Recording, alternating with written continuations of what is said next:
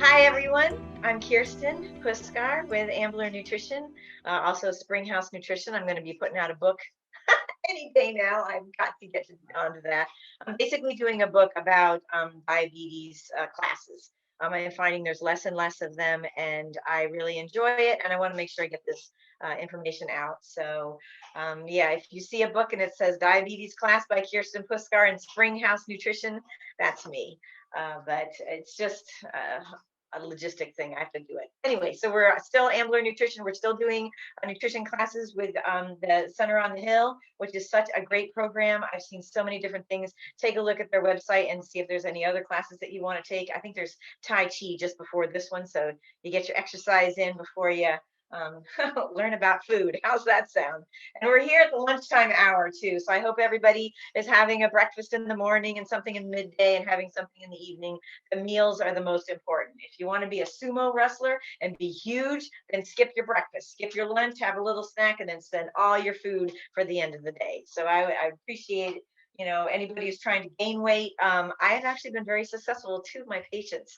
I only have two patients who are trying to gain weight, but they were able to gain 20 pounds in the last month and a half.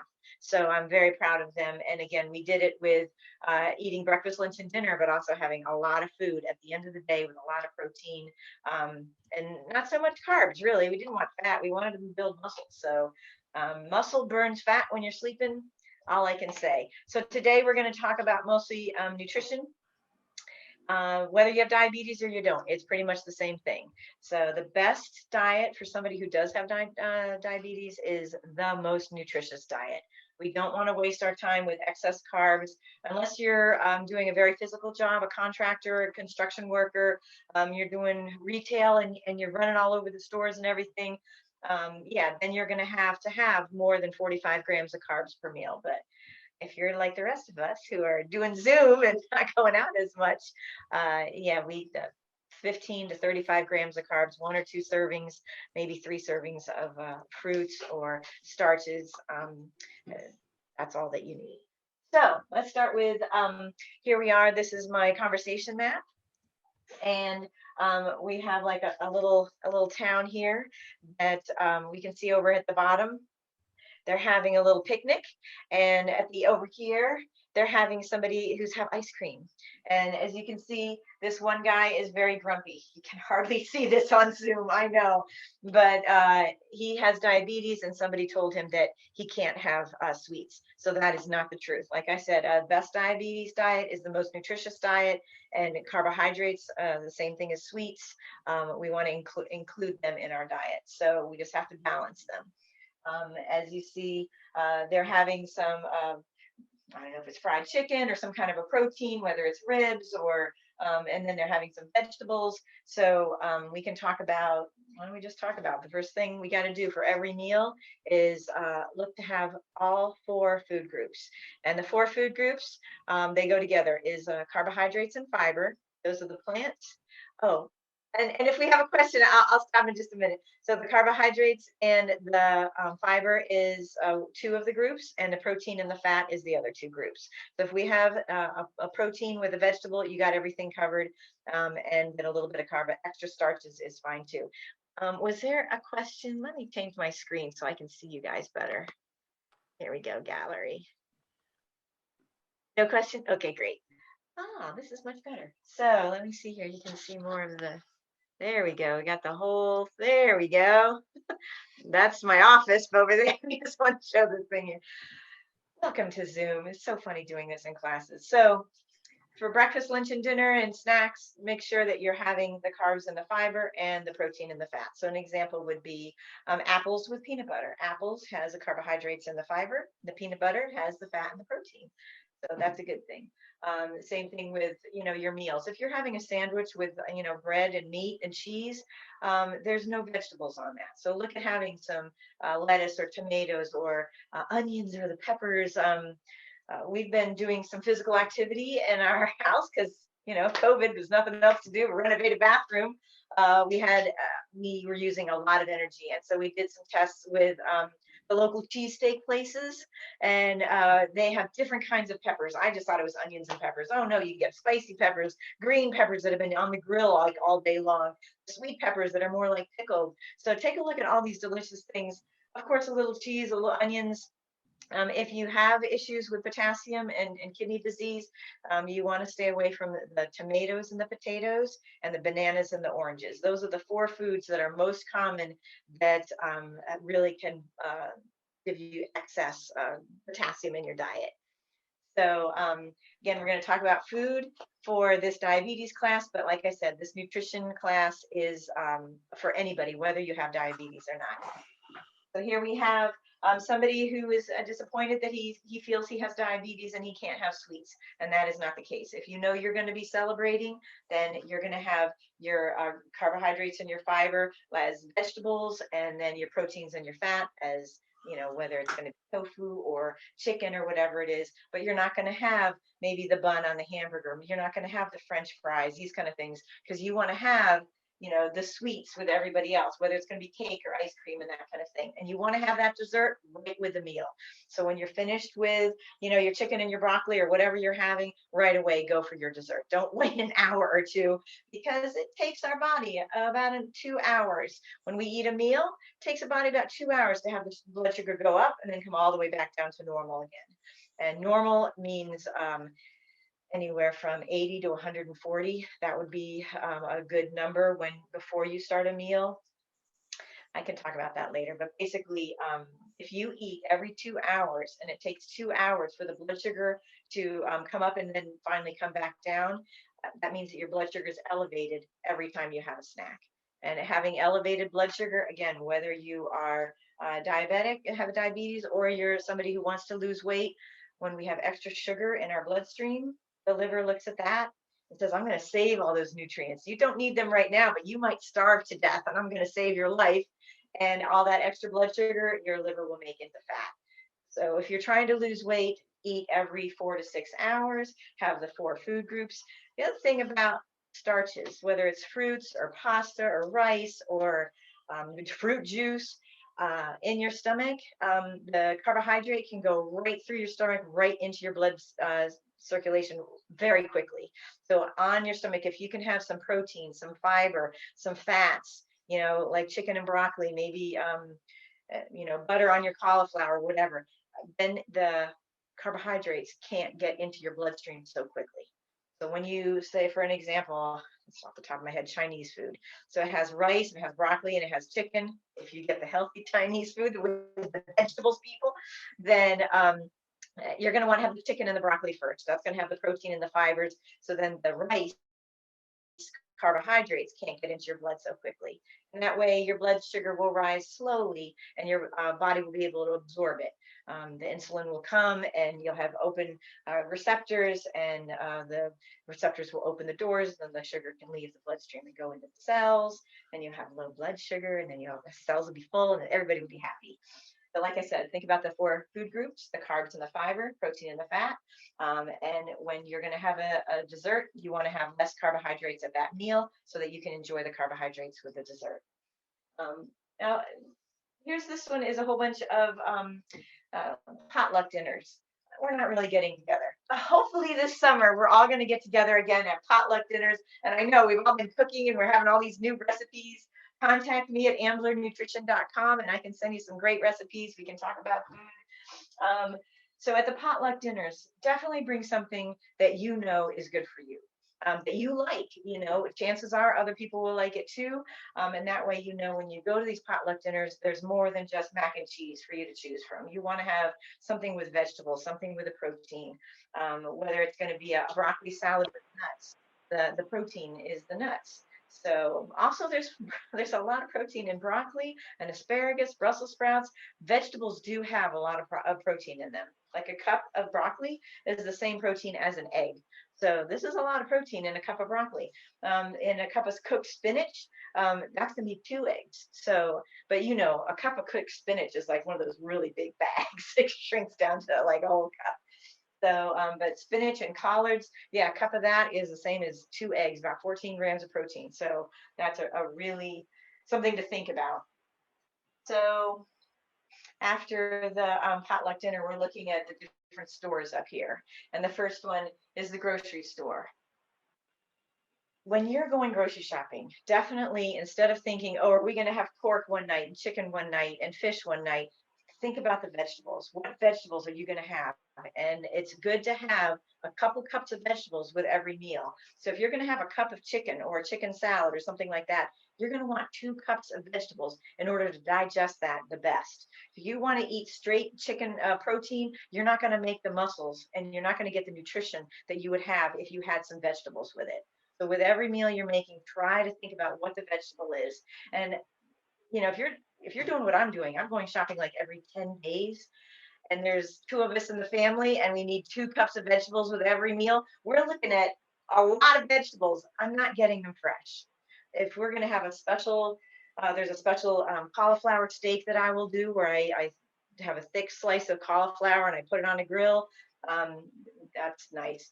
But everything, I would do it with a fresh cauliflower. But the frozen cauliflower, frozen chopped up peppers, frozen chopped up onions, different, there's edamame beans that you can get frozen and you boil them for 5 minutes in salt water. Then you can put them in salads. Just any vegetables that you can think of comes frozen. I think eggplant doesn't, okay? But other than that, definitely look at the frozen vegetables. Look at them at Aldi's, look at them at Walmart.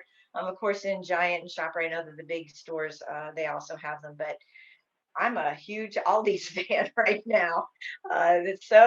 It's so affordable, and they have great choices. It's a company out of Germany, so they even have like red cabbage pickle. They have half sour pickles, and it's all like half the price of the regular grocery store. So that way, when you fill your cart, you're not spending $300 for 10 days. I can get out of there for less than $100 a lot of times. But also the canned. I'm a big fan of canned beans, canned carrots, canned artichokes. They marinate the artichokes and put them in a jar. At Aldi's, they're like $2. At the grocery store, they're more like 4. So definitely think about not just going to the fresh vegetable section. For cucumbers, yeah, lettuce, iceberg lettuce is wonderful. It lasts a long time, never gets recalled like the romaine lettuce and that kind of thing. So, but think about how quickly you would eat things. If you're going to have them earlier in the week, you would get them fresh. If you're going to wait, like at the end of the 2 weeks or whatever, like I am, you get a lot of things frozen. So the grocery store, again, make a list, have an idea of what you want to have a volume of the fruits and vegetables that you're going to get. And also look at the labels when you're in the store. See how many, the most important thing is the carbohydrates and the protein.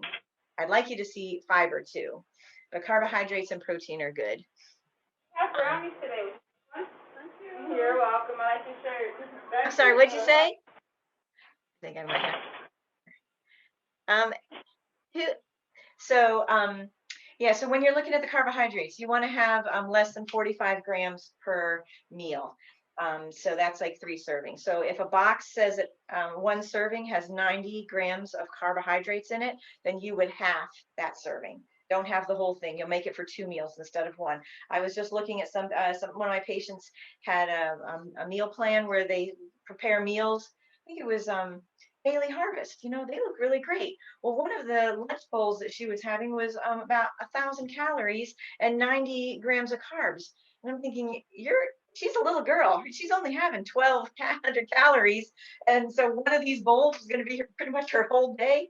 So we talked about it, and the price of the bowls were a little expensive. So now instead of having, she's buying 3 bowls every week, she's having them over 6 meals. So that works out really well.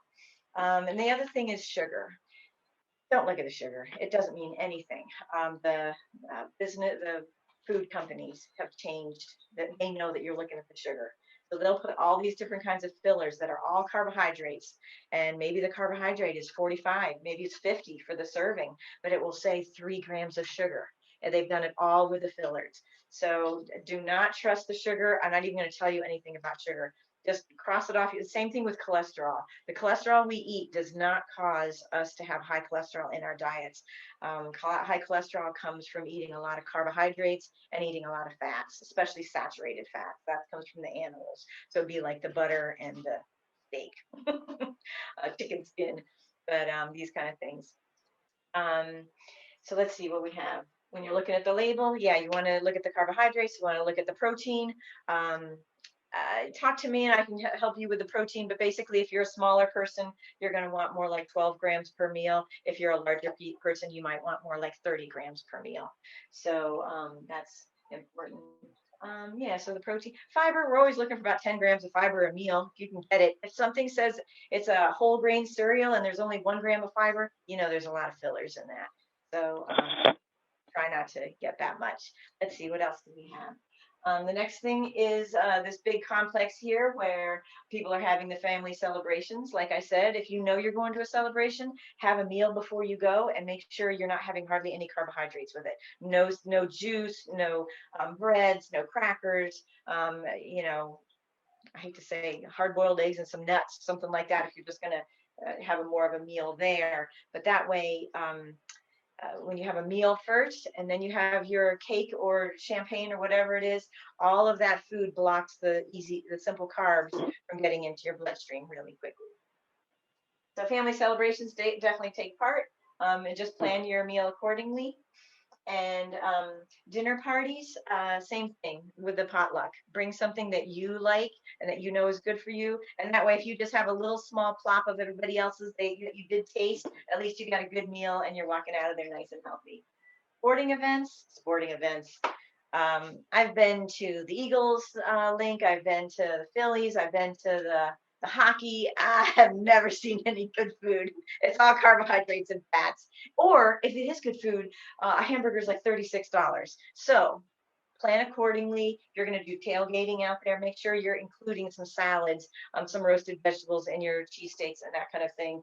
But make sure you're having a lot of vegetables, and have a meal before you go. Like I said, plan for yourself because they're not going to plan for you. They just want to sell things and make a lot of money. Your health means nothing to them. And it's so funny because it's sporty. You need this energy to be athletic. And anyway, so heads up, if you're going to go to a sporting event, eat something nice first or bring it with you. That's another idea. Eating alone. Right now we're in a quarantine. We're all pretty much eating alone. So definitely don't do what I did and bring the bag of chips to the TV that you're watching the movie, because you will eat that whole bag of chips. You know that. So set yourself a nice plate. The carbohydrates and the fiber, so that'd be the vegetables, the whole grains, the proteins. And again, you want half your plate to be vegetables, and a quarter of your plate to be the grains, and a quarter of your plate to be the protein. And how much protein do you need? If you're going to have a piece of chicken or fish or hamburger, it's got to be the size of your palm. That's right, the palm, without any fingers. I have a guy, he's like 6'6". His whole palm is my whole hand. So you can see how your palm is set for you. So if you're going to have a chicken patty or something, that's how much you want to have. For me, it's about one chicken thigh. So for other people, it would be a couple of chicken thighs, that kind of thing. Eating alone, again, have the portions that you want to have. Definitely have a drink there. It's amazing how much you can drink while you're watching a movie. I have several ladies who can barely get through 2 16-ounce bottles of water, but you put them in front of a movie and you give them a bottle of water, it's gone. So if this is a situation that you're having trouble not getting the fluids that you need, make sure when you're bringing your chips or your dip or whatever while you're having a movie or something, you're putting the chips in a bowl with only a couple of servings in there. Same thing with the dip, just a quarter cup or whatever, so you don't eat the whole dip container.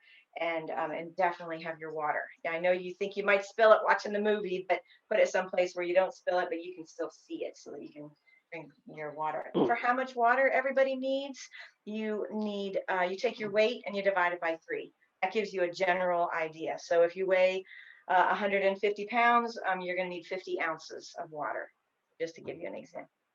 210 pounds, you're going to need 70 ounces of water. I'm just trying to think multiples of 3. Sick days. If you do have diabetes and you're taking insulin or you're taking other pills for your diabetes, your blood sugar will still go up even though you're not eating. And whether you have a piece of chocolate cake or you have a tooth infection or you get sick, your blood sugar is always elevated. So it's as if you were eating cake all day long. So continue to take your insulin as you normally would. If you have your breakfast around 9 a.m. and your lunch around 1 and your dinner around 6, and you're not eating anything because of upset stomach or diarrhea or whatever it is, make sure you're still taking your insulin, just, the minimum meal doses that you would normally take. Yeah, a lot of people can get off track once they get sick and their blood sugar goes through the roof. Also, try to drink a glass of water every hour. If you can't get a whole water glass, at least 4 ounces, just something to increase your fluid so that hopefully you can pee out some of that extra sugar. Over here we have Greasy's burger joint. So the thing with oils and fats, you eat them, they go right into your bloodstream, they come out of your bloodstream, and they block the insulin receptors. So sugar is a big molecule. It can't go from your bloodstream into your cells like iron and calcium, magnesium can. It needs these special doors, and the doors are opened with insulin. So unfortunately, greasy foods, whether it's pizza, fried chicken, lovely pesto with some olive oil, watch out for that olive oil. The fats just come right in from your bloodstream, and they block those doors so they can't open, and it leaves the sugar in your bloodstream for much longer. Usually your blood sugar will go up in about a half an hour. I've heard of, and myself too, I've seen it go up 2 or 3 hours later. So these people who would take insulin with their meal, expecting it to kick in a half an hour, and in a half an hour your blood sugar goes up, so the insulin's right there to open the receptors. Nope, the blood sugar won't go up for about 3 or 4 hours. So really, if you're try not to eat too much grease. If you want to gain weight and you're really somebody who wants to add fat to their body, then yeah, you could add some oil and things to your meals, but generally it is not good for all of us. There was a fat-free time when back in like 1990, 2000, fat-free cookies, fat-free hamburgers, fat-free yogurts, everything is fat-free. We had so many skin and joint problems, mental problems. We need to have some fat. But all we need as an adult is 4 tablespoons. So that is like a handful of nuts. It's just like a little bit in the fry pan when you're doing the vegetables. It's less than a tablespoon on your vegetables when you're having it in the bowl. When you're doing bread, just a slight swipe of butter or the margarine. Margarine doesn't have trans fat in it anymore, and it often has less calories than butter. I'm a big fan of country crock. And I'm also, I like organics. I have a garden. Everything. I just can't believe I like margarine. So take a look at the margarines now. There's all of them are good. There's none that can have trans fat. If they have trans fat, they aren't sold and they go out of business. So they've all figured out how to make it delicious. So watch out for the grease. Again, a whole cup of nuts is about 800 calories. So you don't want to have a half a cup of nuts as a snack. That is, it takes all your calories, so you're not hungry and you're not going to be eating much nutrition. You're going to be having, fat. We want to have out of our diet only a 30% of our calories from fat. So when you're looking at some food, you really don't want it to be, say, 10%, 10% fat in there with your daily allowance. Certainly don't want to have 40% fat in your daily allowance. I don't know. I think those are very misleading. You can talk to me at amblernutrition.com if you want some specific things for your diet, because whether you're on a 1,200 calorie diet or a 2,200 calorie diet, I can't give you a number. It's very different. So, but just watch out. You don't need to have too much fat. Oh, and that comes into the keto diet. The keto diet basically starves your cells. So it was set up for people who have hundreds of seizures an hour. So hundreds of seizures an hour. So they have found that those people also lost weight. But unfortunately, the weight that they would lose first is muscle. So especially if you have diabetes or if you know somebody in your family has diabetes, for yourself, if your family has diabetes, do not go on the keto diet. Again, it starves the cells by blocking the insulin receptors so that you burn protein and fat instead of carbohydrates, but those carbohydrates stay in your bloodstream, especially if you have diabetes, and it can cause diabetes too. So again, a high fat diet is not recommended by me. If you want to lose weight, get full on vegetables. They have hardly any carbohydrates, they have tons of fiber, and they have all the nutrients for your gut biome. So again, half your plate, half your day. We want to have berries with breakfast. We want to have lettuce and tomato and peppers on your sandwiches and vegetable soups and with your dinners. You don't just want to have that little quarter cup of green beans. You want to have 2 cups of green beans, or a cup of green beans in a salad, or in any kind of combination like that. Over here it says Mike's Bar and Grill, if you can see that. Mike's Bar and Grill. This talks about alcohol. Yes, the mixers, Diet Coke and rum. Well, Diet Coke doesn't have much carbohydrates in it, but a lot of the mixers, margaritas and things, they will have a lot of carbohydrates in them. Can we make sure that we mute our mic? Somebody's talking in the background, I can hear. Yeah, so the drinks, the carbohydrates, yes, there is some if you're going to drink straight vodka, there's no carbohydrates in them, but it's a toxin and it stresses your body, and your body, when it's stressed, whether you're sick or you broke your leg, you have tooth infection, it increases your blood sugar. So a lot of my daughters are in college, so they're like, oh, we're not having any carbs, we're having straight vodka. No, I'm Polish and Scottish, so what are you going to do? The vodka's a big thing. Have a meal before you have the alcohol. The meal, again, it's just like with the simple carbs, with the fat and the protein and the fiber, won't let the toxins of the alcohol get into your bloodstream and make your body go crazy. So with alcohol, in moderation, if you know you're going to be with a bunch of people who are drinking a lot, and I can't tell you not to do that, try to drink a bottle of water in between each beer or mixed drink or whatever you're having. A great way at dinner is, you have a mixed drink and you drink half of it, and you take your water glass and you refill it. So that way now your drink is diluted, but it's really good tasting water now, especially if you get a mojito or something that has, mint in it, or lime, or these kind of things. So lemon and a mule, all that kind of thing. But yeah, try, if you're going to have 2 alcoholic drinks, you want to have 2 water drinks too. That will balance out the toxin, again, dilute things. But most important is have a meal. I've seen it where they would have a glass of champagne and then they have their meal, or the other person will have a meal and then a glass of champagne. So they're having the same amount of calories, the same amount of fat and all that, the same amount of alcohol. But the person who drank the alcohol first never can make up, and they're in bad shape by the end of the night. Where the person who had the meal first, they don't get the extreme situation of the alcohol that the other person did. Anyway, so drink responsibly, add some water, definitely have a meal first. Men have 3 times the hormone to digest the alcohol than women, generally. Some women can really drink alcohol, they have more of the hormone, but generally women don't. So it's called alcohol dehydrogenase. And like I said, men can have 3 beers and walk around. Women have 3 beers, we're falling down. So have a meal with it.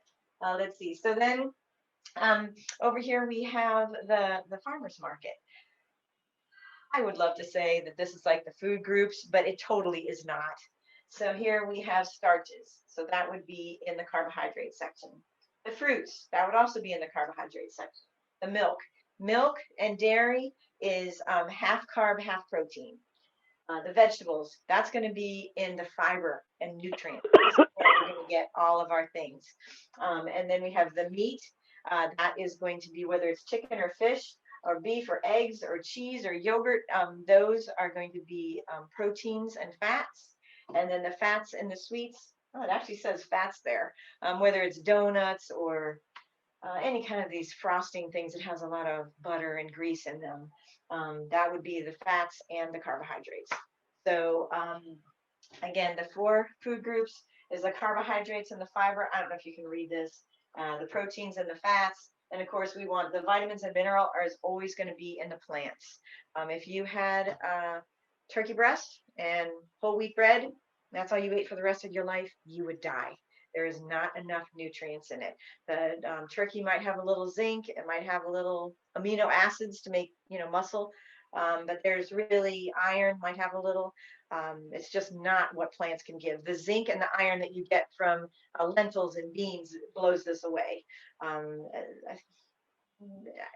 Yeah, you definitely will not survive if you only eat meat. I know a bunch of vegetarians who don't eat vegetables. They're not doing well. They have all kinds of chronic diseases, obesity, and lack of energy. And we really got to add those vegetables to it. And then this box here, I don't know if you can see it, it says water.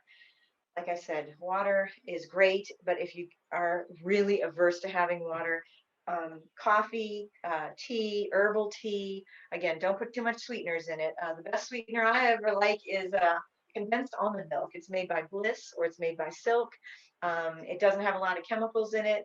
It's just called almond creamer, and it is, like I said, 3 or 4 ingredients. They will have like a little bit of sugar and a little bit of stevia. They're nicely sweet, and they don't really do much to our blood sugar, so that's a good thing. And they taste great. That is the best part of it, and it's real food, like what a soy milk is or almond milk is. It's just condensed, so that there's not as much water, and it's a lot sweeter. Um, the other thing besides water and coffee and tea and water, seltzer water. Seltzer water comes in flavors. If you really have to have your cranberry juice, or some people like orange juice, just put 1/4 of a cup of orange juice in your glass and fill the rest with seltzer water. You'll see how refreshing it can be, and it cuts the carbohydrates by so much. If you take a look at some of these juices, they might have 40 or 50 grams of carbohydrates in it, and it's just a glass of juice. So we do not need to have juice. I know somebody who doesn't like blueberries, so he's been drinking blueberry juice. And sure enough, he looked at the bottle. It was like 36 grams of carbohydrates in 6 ounces of this juice that he was drinking. He's like, wow, it's like 2 pieces of bread, and the nutrients aren't there. They've all been pulverized and strained out. So take a look at the fresh fruits and have, the water or the herbal tea or the coffee or, that kind of thing. So over here, it says go for your goal. It says go for your goal. Everybody is different with the food. Some people have a real problem with meat. Other people are with meat. Yeah, some people have a problem with meat, but with wheat, bread. Bread, wheat used to grow about shoulder height, and it took all summer to grow. Now it's knee height, and they can get 3 crops in. So this wheat is more immature. It has a lot more sugar. It's more easily digest, and I don't know if it has the same protein or not, but it is definitely intense. So there's been a lot of people who have a wheat sensitivity. They might get a rash, they might get bloating. There's a bunch of things about that. So what somebody says is, oh, I have to have whole grain bread, for breakfast, lunch, and dinner. That might make somebody have so much bloating they couldn't possibly do it. So you're the one who's in control of your diet. You know what's best for you. But now there are different people who are allergic to different things, whether it's cashew nuts or asparagus, strawberries. There's a bunch of different allergies, so you don't want to push that. But you want to have a wide variety of foods. So if you think you're not allergic to anything, have everything. Jackfruit and dragon berries and passion fruit, all these different things. Try the new fruits and vegetables. Artichokes, they're big. You need to cook them for about 45, 50 minutes, like boil them, simmer them for that long. And then you drain them, and then you peel off a leaf, and you can dip it in melted butter. You scrape the meaty part of the leaf off with your teeth. Delicious. And it has like 30 grams of fiber, no, maybe not that many, but 20 grams of fiber in just that one artichoke. So when you eat that, you really are full in the evening. I mean, that would be a very nutritious dinner, and it wouldn't be too many calories. Watch out for the butter. You don't want to have it on every single leaf. Not a couple tablespoons for that thing, or 1 tablespoon for the whole thing would be fine. Let's see. I do have some things about some news. Is there any questions from anybody about nutrition? Just to summarize, because I have told you a lot of things. The most important thing is the vegetables because of the fiber for the gut biome. In our intestines and our stomach are bacteria, and these bacteria help us absorb vitamin K, a whole bunch of other nutrients too. They also if you have a strong gut biome, you also will not have leaky gut. I don't know if you've all heard about this kind of situation where these bugs make this butyrate, and the butyrate can make other things that cause this nice film that is on your intestines. So that way, when you're eating things, that film absorbs the nutrition, and then you can get it into your bloodstream. If you have a very thin film, you don't have a good community of bugs. They're not making a lot of that butyrate. That thin film can cause different toxins in your intestines to go into your bloodstream, and that's what leaky gut is. And if we could have like I said, half your plate, half your day is berries and vegetables, cucumbers and celery, and baby carrots, and cherry tomatoes, all these kind of things. Beans also, oats, excellent fiber. These fibers make more, the bugs in your gut, they multiply and they make this huge, strong community. And that community not only helps you with absorbing vitamin K and getting rid of leaky gut, it's 70% of our immune system. So we want to have the really good bugs. And the way do we get the best probiotics? That's what they're called. These bugs are called your probiotics, is to eat lots of variety of vegetable and whole grains. So the most important thing for nutrition is making sure you're getting vegetables with breakfast, lunch, and dinner. Like I said, berries I count as vegetables because they're high in fiber. They're not sweet like peaches and pineapples. They're tart, so they don't have the carbs, just for you can see, but they have the fiber and the nutrition. These berries are just little bombs of nutrition. So the first thing that I want you to know is, have vegetables with every meal because it's good for our gut biome. Protein is also important, just a minimal amount. Like I said, the size of your palm is fine, and that can help with healing. So, if you have a very low, you're having just, pretzels and pizza, and there's not a lot of protein in your diet, whether it's nuts and seeds, or if it's cheese and dairy, or if it is animals like chickens and beef and stuff, or it might be the plant-based proteins like the tofu, which is cheese from soy milk, or the tempeh, which is a whole bunch of soybeans that have been pressed into a cake and fermented. Then there's one that's smoked, and boy, that one is very good. Tempeh takes a lot of work to make it taste good, but tofu, now you can get it already flavored, smoky or teriyaki or ginger. It's really great. And the same is seitan. Seitan is wheat gluten, where they take the protein from the wheat and they separate it out, and then it's like ground turkeys basically. And they have that flavored as chorizo, which is great in a chili. They have it as just the regular flavor. I think there's a Mexican one that's good for tacos and things like that. But take a look at the plant-based proteins. They do not cause inflammation in our bodies. So with the gut biome, you want to have vegetables to reduce inflammation in our bodies. Again, we want to have more vegetables, but we want to have less animal protein. If you have eggs for breakfast, turkey for lunch, and hamburgers for dinner, and you do this for all your life, you're looking at 21 servings of animal meat, tuna fish, all chicken, fish, all this. You're having dairy, eggs, yogurt. If you're having this kind of protein only, you're not having the nuts and the seeds and the beans, you're definitely going to have some inflammation. And if you have any kind of kidney issues, kidneys are microscopic, they work so delicately. Inflammation really blows them away. It's terrible. And the same thing with our lungs. COVID, how does it interact with us? It causes extreme inflammation. So a lot of people who are obese, anybody who's obese, the excess body fat can cause inflammation. So you're really susceptible to COVID. So I want you to have lots of vegetables so you can strengthen your immune system and have a lot of plant-based proteins, whether it's peanut butter or hummus. Falafels are great. You can get them frozen at Whole Foods, and they're not that expensive. I always thought Whole Foods is too expensive for me, but now their prices have definitely come down. And their falafels, frozen falafels, this is a chickpea little like a meatball, and they're delicious. High in protein, and it's all plant-based, all natural. A lot of people don't want to go with like seitan or tempeh that is a little bit more processed. But like I said, the more you can have plant-based proteins, the less inflammation you'll have. Let's see, what time is it? Oh, about 20 of. So I have a little bit of news in for email. I have a couple different places where they tell me what's the latest thing. And I'll go with oh, so there's a study, time restricted diet may aid weight loss in obesity. So a study in a Plus One magazine or journal found that adults with obesity who adhered to a time restricted diet for at least 5 days a week for 12 weeks. So that means they ate between 7 a.m. and 7 p.m., something like that. They achieved greater weight loss compared to the adults who were eating in the evening. They had lower adherence. The findings also showed that 26 out of the 50, 26 a quarter of the 50 study participants achieved at least 5% body weight loss after the 3 months. but it didn't affect the blood pressure or the cholesterol. So, you know, having meals between 7 a.m., 7 p.m., or 9 a.m. and 9 p.m., whatever your 12 hours is nice.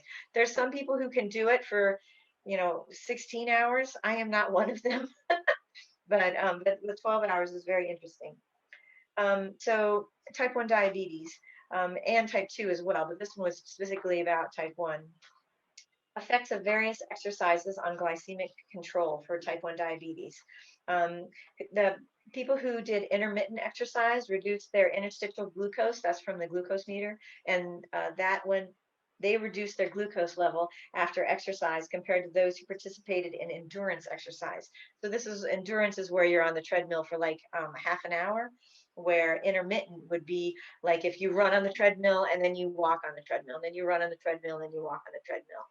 So that intermittent exercise, they were able to lower their blood sugar better than the people who just went straight on the treadmill. That was about 145 adults. These are not big studies. I'd like to see thousands of people, tens of thousands of people. That's where I look at more epidemiology. You look at where people live. This is their lifestyle. So, for an example, in Asia, in China, and you know, they'll have less meat. They do have some fish, they have some chicken, whatever, pork, but mostly they're having the tofu and these plant-based proteins, and they have less inflammation, less cancer, less diabetes, less heart disease. There's some of these islands in Japan where these people are living over 100 years old and their blood pressure is actually going down. So that is very interesting.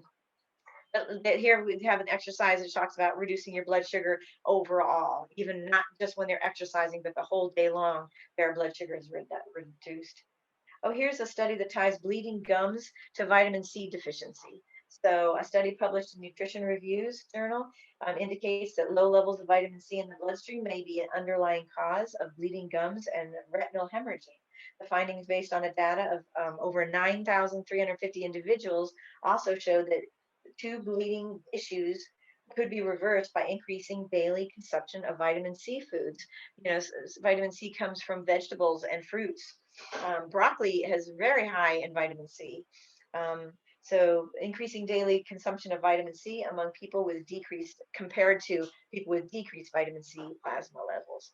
So vitamin C, if you have bleeding gums, it can show that you have a reduced vitamin C, and that can also, where you may not know it, have retinal problems too. So again, with the vegetables, an RD, a registered dietitian, she lists foods for relieving arthritis pain. A diet with foods rich in antioxidants as well as anti-inflammatory and analgesic properties could help with alleviating pain from arthritis, said this dietitian. Among the foods she recommends are fish containing high omega-3, so that would be like sardines and tuna and salmon, that kind of thing. Oh, she has it here. Tuna, mackerel, salmon, sardines are the and anti-inflammatory vegetables like mushrooms, Brussels sprouts, broccoli, and cauliflower.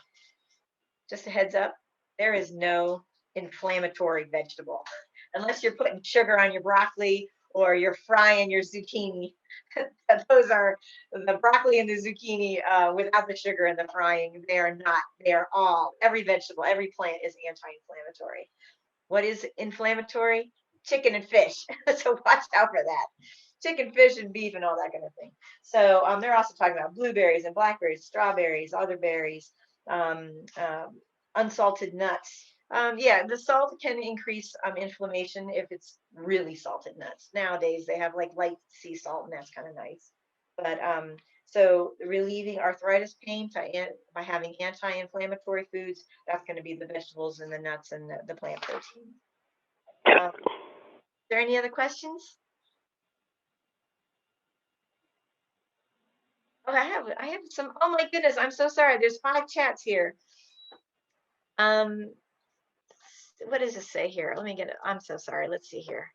It says, I got to get my mouse going here. It said, oh, what did that say? I can't get to the top. There we go. I had a bottle of beer with pepperoni pizza on Super Bowl Sunday. Yes, I know, not good, but however, it tasted good. And I have to say, we are all about 70-30. So 70% of the time you're good, 30%, you're enjoying your life how you normally do, how you would like to. So if you're 50-50, that's going to be a hard thing to come back from. 70-30, you're still doing great things for your body. And I'm a 70-30 person. I am not 100% of the time good all the time person. That is, you end up with cravings and stuff like that. So the other question is, and somebody said it sounded good. Ted, you're allowed to splurge. Everyone is allowed to splurge 30% of the time. And again, exercise is really important. One, you can burn off those extra calories and the extra fats, but you can also improve your circulation. And they're finding that people who have good circulation, they have less cancer, less heart disease, less diabetes, less everything. So that's a good thing. And let me get this down here. It says, hold on a second, I have to read this. It won't go down. I can't even drag it down. That's weird. Here we go. And it says, explain sea salt and light salt. Okay, so sodium. The American diet has 6,000 milligrams a day. That's a lot of salt. And a lower salt diet would be like 2,400 milligrams a day. 2,400 milligrams, you divide it by 3, it's 800 milligrams. So if you're looking at a meal and it's a processed meal and it says it has 700 milligrams of salt in it, you're fine. That's still low salt. There are different kinds of salts out there. I think you've seen the pink Himalayan salts, and that's very flavorful.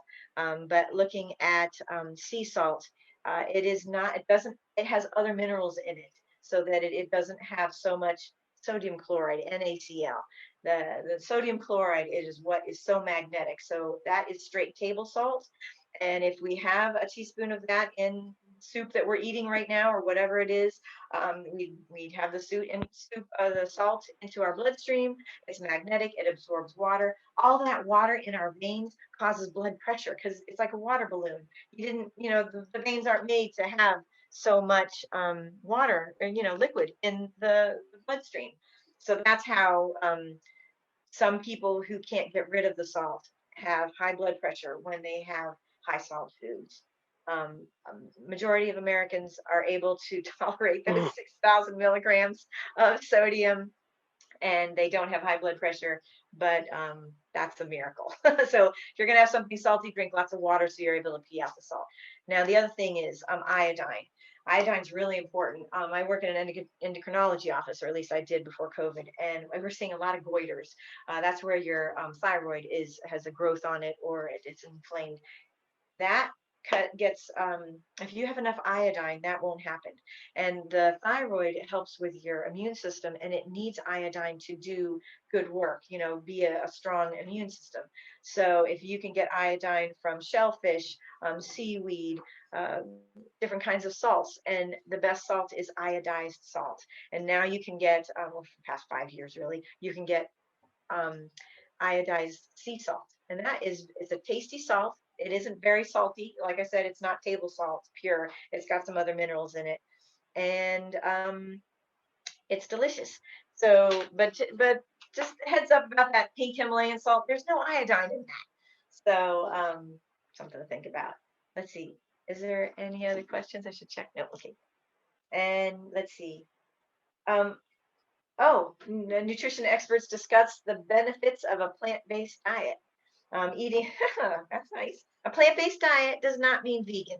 It means you might have fish a couple times a week. It means you might have some cheese once or twice a week. You might have eggs once or twice a week. But your diet is based on vegetables. You mostly have vegetables, and you probably have 100% plant-based proteins 3 or 4 times a week for breakfast, lunch, and dinner. That can be with granola. It can be with peanut butter sandwiches or hummus. It can be with, again, having the vegetarian chili, or having the stir fry with the teriyaki tofu, that kind of thing. There's different kinds of sausages now. Beyond Meat has a good sausage. Field Roast has a good sausage. So if you're going to have a lasagna, you would make it with a Field Roast sausage instead of with the Italian sausage. They're really good now. The past 2 years. I'm sorry? Sausages, yeah, they're plant-based sausages. There's a couple of them out there: Field Roast, Beyond Meat, and also the breakfast one is called Gimme Lean, and it is. my family cannot tell the difference. Once it's in with the onions and the peppers and it's all sauteed up, they can't tell the difference between that and the Jimmy Dean sausage. So and a little bit of like a small potato diced up in there with the sausage and the onions and the peppers and a little bit of cabbage or some kind of greens. It's really good. So let's see. This is about the nutrition experts.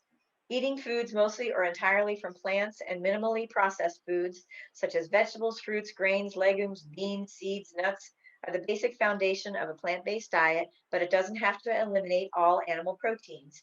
Foods like dairy, eggs, meat, poultry, and fish can be consumed as much as 3 times a week. Registered dietitian Maya Feller says the diet benefits almost all aspects of health, including better metabolic profiles. That means you're not gaining weight with a slow metabolism. It makes your metabolism better. Fasting food, blood glucose in the morning and blood sugar and blood pressure all come down. That has to do with the inflammation caused by animal proteins. So the blood pressure goes down, reducing circulation blood lipids. That is reducing your cholesterol.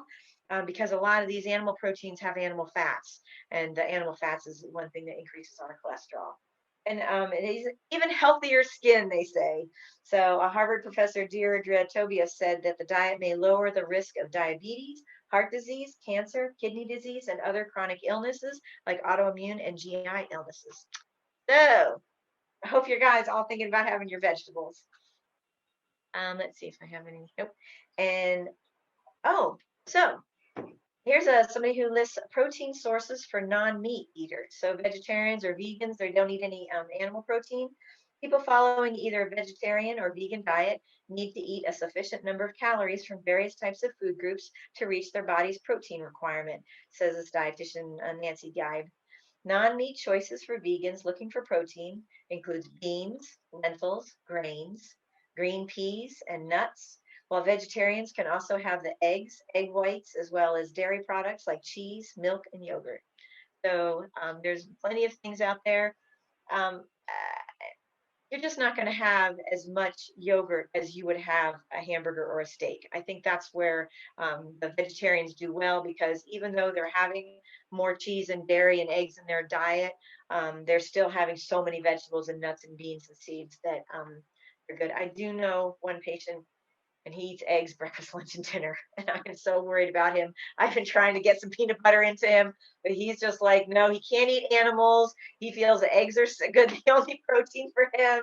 So hummus is great. Falafels, like I said, you can get them frozen. You don't have to make them yourself because they're a lot of work.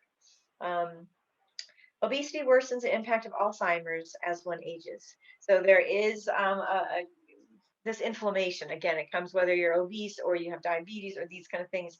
The inflammation is causing some dementia issues later in life. New research suggests that obesity as an added burden on the health of one's brain could aggravate Alzheimer's disease, according to the findings from a British multimodal neuroimaging study published in the Journal of Alzheimer's Disease Reports. The results also emphasize the effect of midlife obesity on brain health when a person grows older. So when you get older, we do want you to gain weight. If your body mass index is between 19 and 22 all your life, and then you get older, we want it to over 65, we want it to be like 27 or more. We don't want you to be back down at 25. We want you to have some girth on you. So if you get sick, you have some body to go through before you get really sick. Obesity starts with a body mass index around 30. And yeah, keeping it at 30 or below, you should be in better shape. There's some people who are candidates for gastric bypass, where they cut your stomach out, and that just breaks my heart. But their BMIs are in the 40s and 45, 50, and they're going to have some dementia later in life. That's what the studies are showing. So to save their lives. I'm sorry, what'd you say? Was there a question? Okay. Yeah, so maintaining your body weight, having lots of healthy muscle, exercising, getting your circulation going, and having lots of vegetables, getting just enough protein, just like one handful. That's all that you need for breakfast, lunch, and dinner. And actually, it's really just breakfast and lunch. Protein at the end of the day is very difficult for your body to digest. when you're waking up, and the sun is shining, and you're moving around. That's a great time to eat food. Your body can really digest it well. After your body's been, a whole busy day and you're tired and sitting down watching the news, don't watch the news too much, folks. And you're watching something on TV, just know that your digestion is not working as well. If you can go for a walk after dinner, that helps digestion. It helps your sleep. The more we exercise, the better it is for our brains, for our sleep, for our weight, for our digestion, just for our nutrition, for our circulation. Okay, so vegetables and exercise, a little bit of protein and fiber. We're good. Drink lots of water. Too many things. I always, when I meet with anybody, I just have them concentrate on one aspect of what they want to fix over the course of 2 weeks or a month, because then you can make it into a habit. And they say if you do something for 3 weeks, typically it becomes a habit and you miss it if you don't do it. So I can't imagine missing exercise, but yeah, we need water and exercise, and it's important. And like I said, I'm not a huge person on water because I kind of don't like water either. But again, the seltzer, the herbal teas, coffee, these all count the good thing. What other things have I talked about? Alzheimer's. Oh, mushrooms. There's a number of people who think that mushrooms are fungus and that when they eat them, they could get a mold or something in their body. Fortunately, I mean, that is not the case. Mushrooms actually are a unique structure. They don't have much protein, but they do taste like protein. So if you are going to do something with, say, tofu or seitan that doesn't have much of a flavor, if you add mushrooms to it, wow, it brings a nice beefy, rich flavor. Again, that's the flavor. It doesn't really do much with the protein. A study highlights dietary benefits of mushrooms. A study in food and science and nutrition found that adding 84 grams, oh my goodness, or half a cup of a combination of portobello, crimini, and white mushrooms or oyster mushrooms to a daily meal increases dietary fiber, potassium, selenium, copper, phosphorus, riboflavin, niacin, and choline without affecting calories, carbohydrates, sodium, or fat. The findings also reviewed that the consumption of mushrooms exposed to ultraviolet light, like the sunshine, provided daily 5 micrograms of vitamin D. Vitamin D, we need about 800 milligrams, so it's not that much. Go out and get some sunshine on your skin. It's good for our mental health. But mushrooms do have a lot of nutrients in them. They do have a richer flavor. So when you are doing something that's more plant-based, adding mushrooms can make it, especially a vegetarian chili, the mushrooms can give it more of that meat flavor instead of just the beans and the peppers and tomatoes and stuff. One thing about mushrooms and onions and greens, if you were to get tumor, like there's something wrong with the DNA and you start to get a little lump, and this could be the beginning of cancer. But one thing that tumor can do is send out an enzyme that brings all the blood vessels to it. Mushrooms and onions and greens cut that off, so the tumor dies. So that's another reason to include, mushrooms as things. And the one enzyme that, in all the mushrooms, the one mushroom that has the most of that enzyme is the white mushrooms. I think that's kind of funny. You would think it would be like the portobello or the crimini, something dark like the truffles. No, white mushrooms. And the bigger the white mushroom, the more enzyme it has in it. So when you're looking at all the mushrooms and know what to buy, and the big white ones are on sale, chop them up. Make mushroom soup with little onions and some vegetable broth.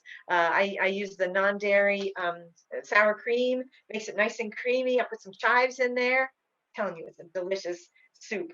If you want to put some white beans in there to increase the protein, but that's up to you. But anyway, it's an idea about mushroom soup. I love it. Let's see. Oh, so here's another one. The last one that I have is a dietitian uses herbs. We're about 1 o'clock right now, just real quick. So a dietitian uses herbs to add more flavor, nutrients to dishes. So even small amounts of herbs pack a ton of nutrition benefits, such as vitamin C, vitamin A, vitamin K. Remember the K for the healing and the muscle building, as well as fiber and folate, while providing dishes with additional flavor. And they can also be grown from scratch at home, said a registered dietitian, who recommends incorporating Thai basil, curly parsley, tarragon, marjoram, and dill as new and different herb choices. But honestly, thyme makes everything taste like sausages. And oregano makes everything taste like pizza. So experiment with curry can make things instantly taste like from Asia and the Orient. It's just, Asia. I love Indian food, but I don't like the spice. So I got to watch out with the curry. Even cinnamon, there's all these different herbs and spices. So take a look at them. Oh, there was one more chat, and it says, oh, I have to bring this down again. Why isn't it coming down? I'm not sure what the last message was, but it just says to everyone, and I don't know where. Here we go. Nope. I guess it was just drinking water. So thank you for your comments. I'm sorry I'm not good at this chat box, but it's really a pleasure to see everybody here today. I can't wait till we meet in person. I'm hoping that we'll be able to get the vaccination and we'll be able to be in person again in this summer. Maybe it'll be April or May. I have my vaccine. I'm getting my second one on this Friday. So yes, I did get very sore, but big deal. It was maybe 20, not even, it was about 12 hours of being like achy and stuff. But other than that, my arm is fine. It was really my legs and my back and my hips. I don't know why, but sign up, Google on Philly or Montgomery County or wherever you're from, and see where you can get on the list so that you can get into the schedule. And like I said, this vaccine has not been developed in 11 months. This vaccine has been, COVID-19 is part of SARS. SARS was out in 1990. So they've been working on this messenger RNA vaccine for the antibodies, your body can make the antibodies quickly back in 1990. So we got 1990s, there was the Ebola they were working on. Again, all these H1N1 with the flu, they've figured out all these different things with the vaccine. It's very safe. We just got to get more of it, right? So, and I'm looking forward to the Johnson & Johnson one where you just have to get one injection. So that should be good. I'm only doing these classes on the first two Wednesdays of every month. So I'm looking forward to seeing everybody at the beginning of March. I think it's the March 3rd and the 10th. So again, we'll do more diabetes and medicines and always a little bit of nutrition on the 3rd. And then we'll get more into the food here on the March 10th. And like I said, if anybody has any questions, amblernutrition.com is my website. But like I said, have a great February, the rest of February. Keep warm, everybody. It's beautiful, sunny, but it's really cold out there. And I look forward to seeing everyone again in March. And like I said, it was great having you all here. And I'm Kirsten Puskar with Ambler Nutrition at the Center on the Hill.